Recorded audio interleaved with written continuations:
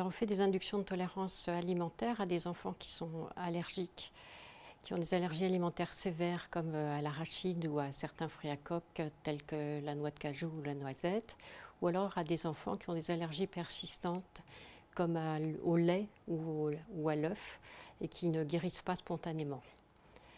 Alors au niveau du principe, c'est comme une désensibilisation. On va faire ingurgiter à l'enfant des toutes petites doses de l'allergène pour le rendre petit à petit tolérant, et petit à petit on va arriver à ce qu'il mange des quantités d'allergènes qui vont le mettre à l'abri d'un accident allergique, notamment anaphylactique. Pour l'induction de tolérance, c'est important que l'enfant soit d'accord pour le faire. On ne peut pas le faire sans lui et il doit être très encadré par ses parents parce que ça se fait en rentrant de l'école à un moment calme. Il y a des précautions à prendre. Il ne faut pas qu'il se mette à courir après, à faire un effort après la prise d'arachide. Donc au départ, c'est un petit peu anxiogène pour l'enfant et les familles. Puis après, ils s'aperçoivent que ça se passe bien. Et ce matin, tu viens me voir pourquoi ? Pour mon allergie. Tu es allergique à quoi? À l'arachide. Tu es venue me voir en consultation, pourquoi? Pour manger de l'arachide. Pour manger de l'arachide. Pour te rendre tolérante à l'arachide. C'est ça que ton allergologue a expliqué? Oui. À maman et à toi? D'accord. On s'était déjà vu pour ça, hein, pour un test de réintroduction. Oui.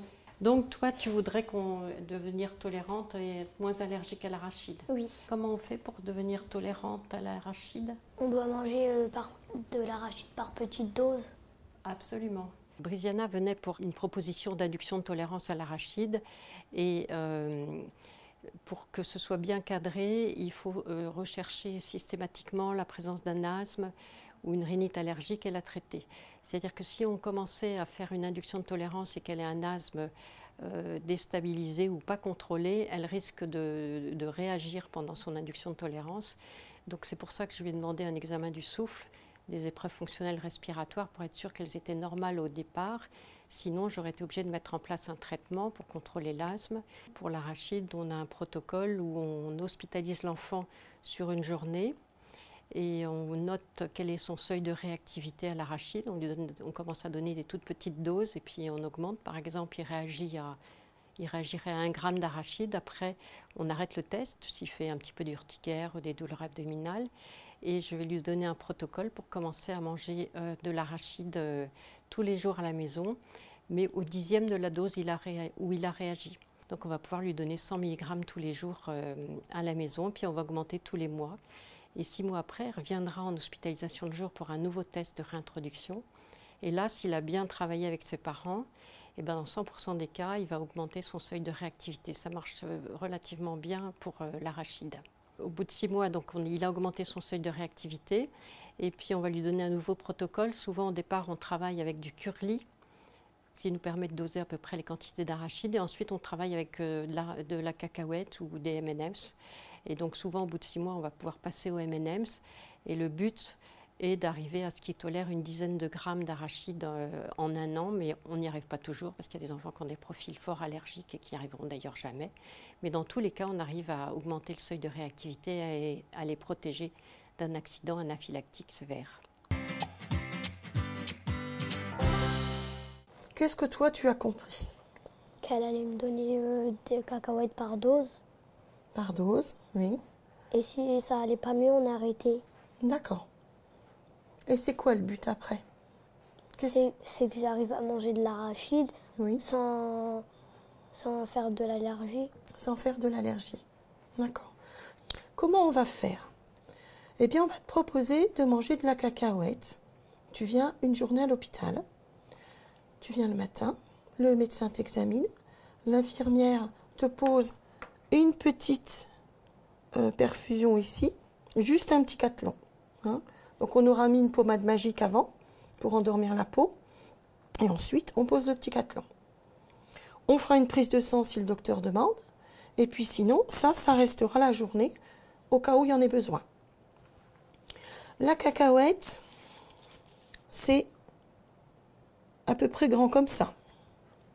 Eh bien nous, on va te faire manger, donc les infirmières, ce sera toujours la même infirmière qui s'occupera de toi et qui te fera manger toutes les 20 minutes des miettes de cacahuètes. Tu vois? Uniquement des miettes. Quand ton corps il va dire hey, stop, j'en veux plus là, je suis pas d'accord, on arrête. D'accord? D'accord. Alors, comme le corps il va pas en manger beaucoup, eh ben les réactions elles vont pas être très importantes. Ça va être des petits boutons, ça va être la lèvre qui gonfle, les yeux qui pleurent, le nez qui coule, ou des petites plaques de boutons ici. Tu vois? Et là, on te donnera le médicament qu'il faut.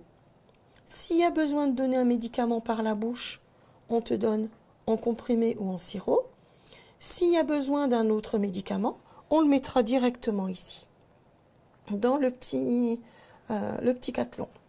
Quand le soir, Madame Saboureau, elle viendra te voir, elle dira, voilà, tu as mangé, ton corps, il a bien voulu manger ces 4 doses-là, sans réagir. Et on dit, par exemple, ça fait 100 mg. Tu fais un peu de calcul? Oui. Hein? Quand on divise par 10, hop, eh bien, si le corps il veut bien manger les 100 mg, on lui en donnera tous les jours, à la maison, 10 mg.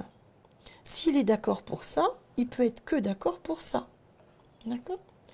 Et tous les jours, tu mangeras tes petits 10 mg d'arachide. Et tu les mangeras par l'intermédiaire d'un curly qu'on va couper. C'est le médecin qui te dira on coupe en 2, ou en 4, ou en 8, ou encore qui dira ben voilà, il faut manger telle dose. On la mange tous les soirs à la maison comme un médicament. Et ça va habituer le corps petit à petit à devenir d'accord pour manger l'arachide.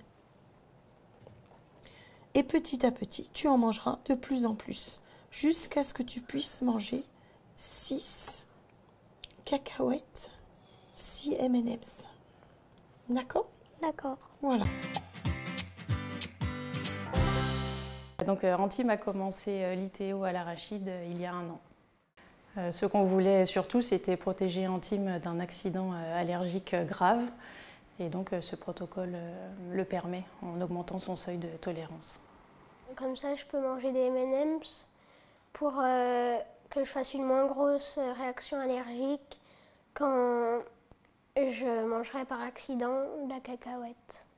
On est venu une première journée complète à l'hôpital pour déterminer le seuil de tolérance à l'époque de Antime, donc à la cacahuète, qui a priorité est très bas, mais bon, on a pu quand même commencer le protocole. Donc sur 6 mois, il a pris du Curly en dose progressivement augmentée, de un 16e de Curly jusqu'à un Curly, et on est revenu au bout de 6 mois, redéterminer le seuil de tolérance qui avait heureusement augmenté, donc on a pu continuer le protocole. Et donc là, au bout d'1 an, il en est à 2 M&M's, c'est-à-dire des cacahuètes entières par jour. Au cours du repas, en fait, le soir, c'est sûr que peut-être ça peut s'associer à un médicament à prendre tous les jours, mais on passe du Curly au M&M's, c'est un petit côté ludique. Donc non, c'est sans contrainte, et quand on sait le bénéfice acquis, on le fait sans souci.